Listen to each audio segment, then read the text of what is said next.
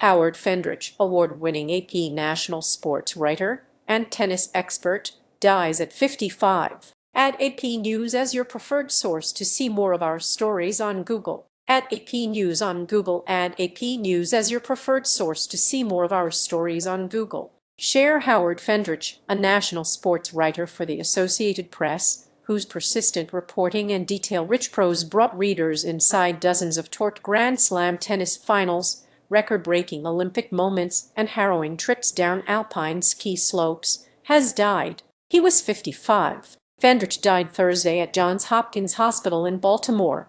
His wife Rosanna Maietta said he was diagnosed with cancer in February shortly after returning from Milan, where he covered his 11th Olympics. Tennis great Roger Federer, who estimated he had more than 100 interactions with Fendrich over the decades, called the journalist one of those constant and reassuring presences in the tennis world for many years. He started covering tennis in 2002, right around the time I was starting to have my breakthrough in the sport, and over time he truly became part of the fabric of tennis, Federer said. Tennis lost a wonderful journalist and a great person, Billie Jean King posted on social media.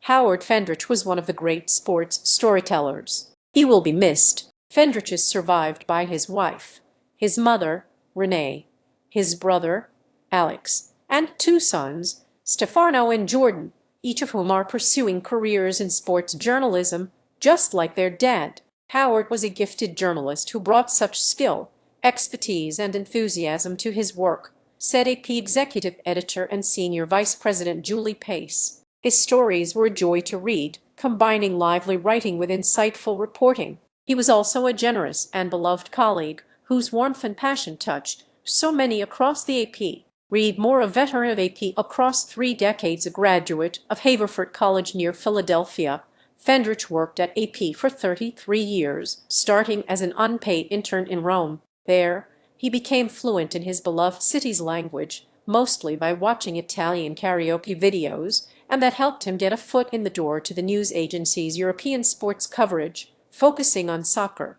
That, in turn, landed him on the radar of the AP sports editor at the time, Terry R. Taylor, who helped him get back to the United States. In the U.S., Fendrich started as an editor on the AP sports desk at the New York headquarters, where he also wrote a sports media column. He moved to the Washington area in 2005 and became a steady presence on sports beats in the region where he had grown up. But his true passion was tennis. He chronicled the careers of Venus and Serena Williams, Federer, Rafael Nadal, Novak Djokovic, and others. He covered some 70 Grand Slam tournaments over nearly a quarter-century on the beat. It was at those events where his brilliance shone brightest. Fendrich's writing honors included 2 Grimsley Awards for Best Overall Body of Work among AP sports writers and a handful of deadline writing citations. One was for a piece from Andre Agassi's last match, which came at the 2006 U.S.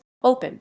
Crouched alone in the silence of the locker room, a pro tennis player no more, a red-eyed Andre Agassi twisted his torso in an attempt to conquer the seemingly mundane task of pulling a white shirt over his head. Never more than at that moment did Agassi seem so vulnerable, looking far older than his 36 years. The passage highlighted Fendrich at his best, watching, rewatching, taking notes, going beyond the courts and painstakingly sifting through details of events that millions of people witnessed to tell them something the guy sitting right next to him might not have noticed. Fendrich captured Federer's heartfelt meeting with Bjorn Borg in the hallway after a history-making win at Wimbledon. He detailed the gritty realities of playing on red clay at Roland Garros and having to wash it out of shorts and socks when the match was over. At his last big assignment in Milan, he followed speed skater Jutter Leerdam's famous fiancé, fighter Jake Paul, down the hallway leading to the parking lot,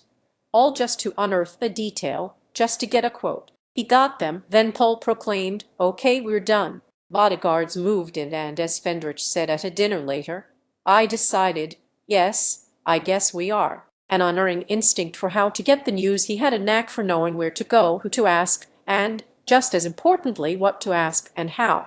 For days during the steamy Washington summer in 2011, he sat on a folding chair on a sidewalk, perched a laptop on his lap and wrote, all while waiting for principals to emerge from tense negotiations during the protracted NFL labor lockout. Though he wasn't what would be known today as an NFL insider, Fendrich worked the room, the phones, and the sidewalk, and helped AP stay as competitive as anyone in delivering developments and detailing the eventual end of the standoff.